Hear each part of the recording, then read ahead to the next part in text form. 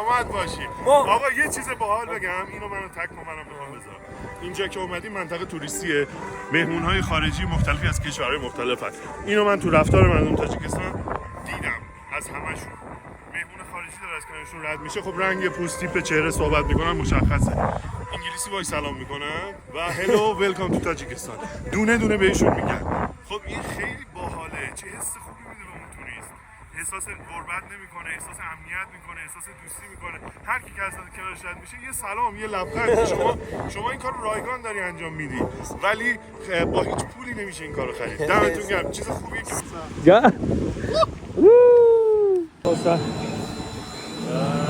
ایده بشه ممنون توریکو. اگه پیغوم بده دیگه دوستم نداره، وای وای وای دیگه ناله هاش برام اصلا نداره، وای وای وای دل من شکسته طاقت نداره، وای